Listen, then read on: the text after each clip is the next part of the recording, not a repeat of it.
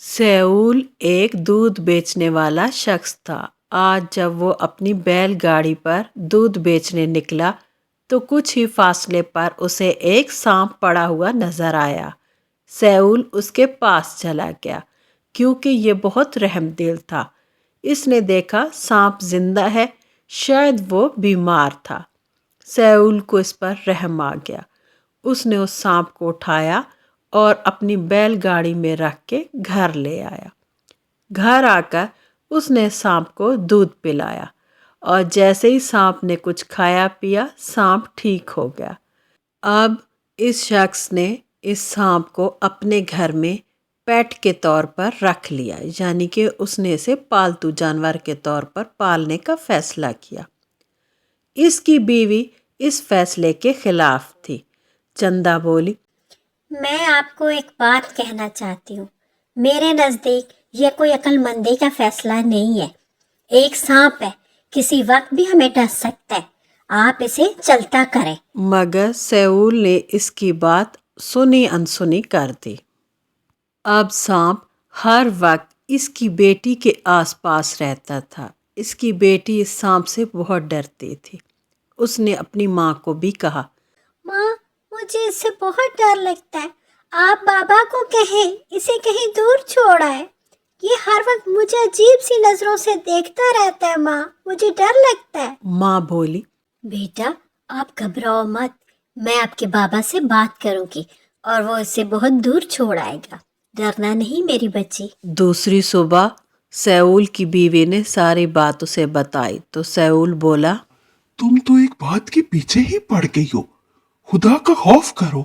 उसने क्या तुम्हें नुकसान पहुंचाया है? वो अच्छा भला तुम्हारे घर में रह रहा है। तुम्हें क्या मसला है उससे? बस करो।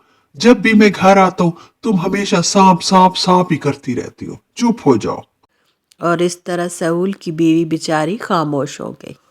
उसी रात सांप बच्ची के बिस्तर के पास बैठा था और कह रहा था, मैं अभी फैसला नहीं कर पा रहा कि मैं किसको डसूं, माँ को या बेटी को।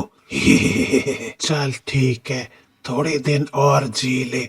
जिस दिन मैं 100 साल पूरे करूंगा उसी दिन मैं इनमें से किसी एक को डस लूंगा। आज रात वो माँ के कमरे में था और कह रहा था, क्या फैसला करूं, किसको डसूं? कुछ समझ नहीं आ रहा मुझे तो। फिर जैसे तैसे वो रात बीती और दूसरी सुबह बच्ची को बुखार था तो माँ उसके पास ही दिन में लेट गई। दोनों माँ बेटी सो गई और सांप भी उस दिन बिस्तर पर चढ़ आया। सांप बोला, आज तो मेरे मजे हो गए। आज मैं पूरे 100 साल का हो गया और मेरे दोनों शिकार मेरे सामने हैं। अब मैं फैसला करता हूँ किसको मौत की नींद सुलाना है मुझे। सेऊल आज जल्दी दूध बेचकर जैसे ही घर में दाखिल हुआ तो उसने इस कमरे में सांप को बिस्तर पर बैठे देखा। वो समझ गया। उसने जल्दी से कहा, नीचे उतरो, ऐसा मत करना, नीचे उतरो।